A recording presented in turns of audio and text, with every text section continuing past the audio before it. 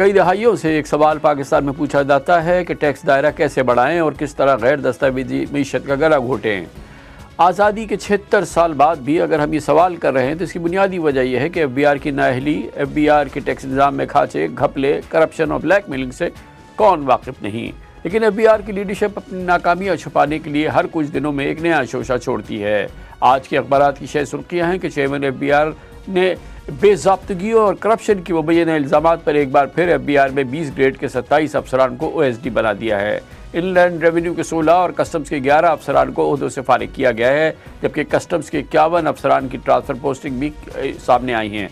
2.5 महीने पहले भी चेयरमैन FBI अमजद टिवाना ने इदारे में तथहीर के नाम पर मुबैना ब्यूरोक्रेटिक टारगेट किलिंग की थी और इदारे में ग्रेड 21 और 22 के अपने से सीनियर 23 अफसरान फारिग कर दिए थे।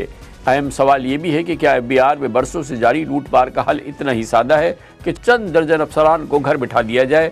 अगर ऐसे ही है तो बाकी ऑफिसर्स क्या दूध के धुले हुए हैं।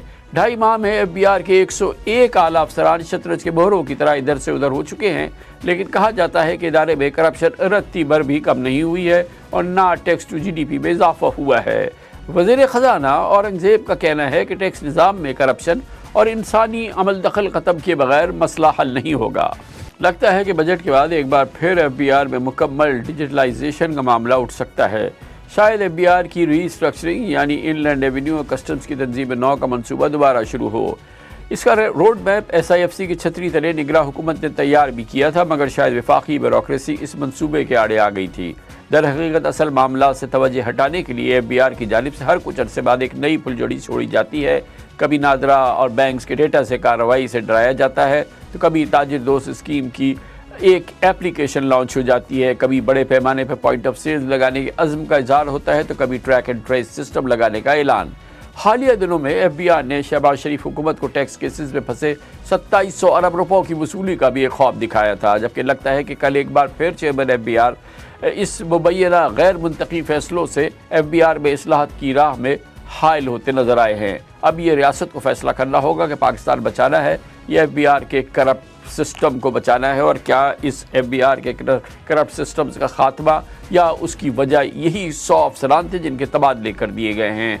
इस मौजू पर बात करने के लिए हमारे साथ मौजूद हैं आज जनाब इसरार रऊफ, समर FBI हैं, बहुत सीनियर ऑफिशियल रहे हैं FBI के, और जनाब अशफाक तौला, माहिर हैं FBI और टैक्स अमूर के। बहुत बहुत शुक्रिया आप हजरात का।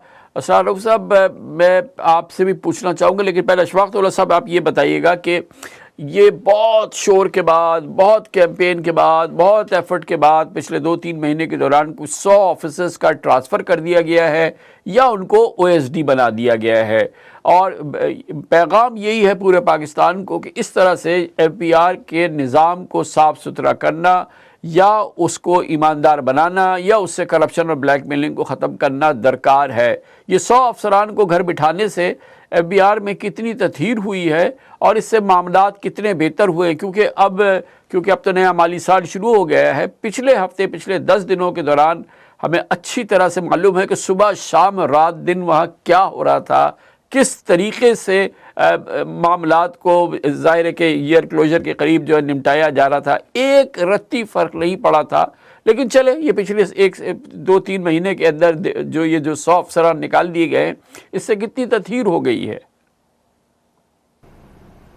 बिस्मिल्लाहिर्रहमानिर्रहीम। कामरान साहब, आपने बड़ी सही तरीके से इब्तिदाई में बताया कि या FBI ने चलना है या पाकिस्तान ने चलना है। सवाल ये पैदा होता है कि ये उनमें से आप सारे अफसरान की डिटेल मंगाएंगे और आप देखिएगा अक्सर अफसरान को A ग्रेड मिले हुए हैं।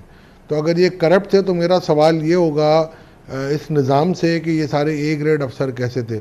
उनको A ग्रेड देने वालों में बहुत अच्छे अच्छे चेयरमैन साहिबान रहे हैं जिन्होंने इनको A ग्रेड दिए, उनकी प्रमोशनें हुई, 20 ग्रेड पे पहुँचे, 21 ग्रेड पे पहुँचे। तो अगर ये थे और अगर इंटेलिजेंस रिपोर्ट इनके बारे में ख़राब थी तो उनकी प्रमोशन। रऊफ साहब, ये बताइएगा कि ये जो अभी कदम उठाया गया पिछले चंद हफ्तों में, आप बताइए, आप अंदर बाहर से इस पूरे इदारे को जानते हैं, इसके पूरे निज़ाम को जानते हैं, बहुत उम्दा तरीके से अपने खिदमात भी सरअंजाम दी हैं, इसके क्या असरात होंगे? हुकूमत तो इसलिए कर रही है ना कि FBI पे शदीद तरीन ये उसकी छाप है कि वहाँ पे राज है करप्शन का और ब्लैकमेलिंग का। ये 100 अफसरान को घर बिठाने से हालात में कितनी बेहतरी होगी।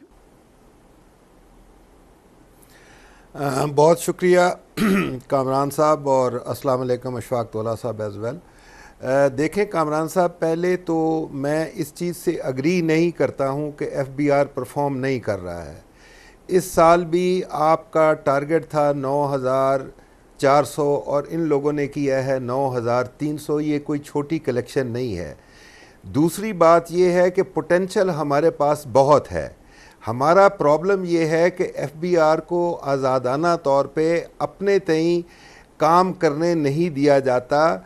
मुख्तलिफ़ औकात में मुख्तलिफ़ लोगों को ला के एक्सपेरिमेंट्स किए जाते हैं। अगर अब आप समझते हैं कि ये 100 बंदों को आगे पीछे करने से आप FBR की करप्शन जो है कि जो कहा जाता है, ये इतना आसान लफ्ज़ है हर एक के लिए कि जी FBR बहुत करप्शन अगर कर रहा है तो वो अपने टारगेट कहाँ से मीट कर रहा है।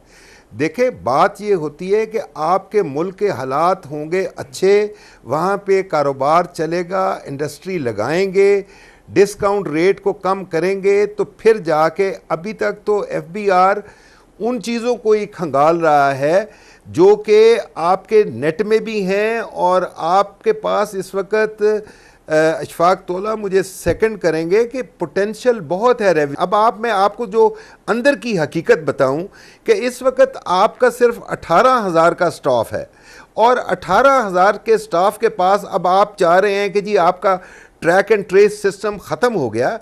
आपने अपने एम्प्लॉयज़ को पेट्रोल के तो पैसे नहीं दिए जो जाके वहाँ पे फैक्ट्रियों पे बैठ के उनको फॉलो करते।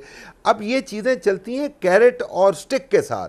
कैरेट आपने क्या किया है, अशफाक तौला गवाह होंगे कि हमने इस डिपार्टमेंट की सैलरी डबल की थी। 2016 से आपने उनकी वो डबल सैलरी भी वापस ले ली।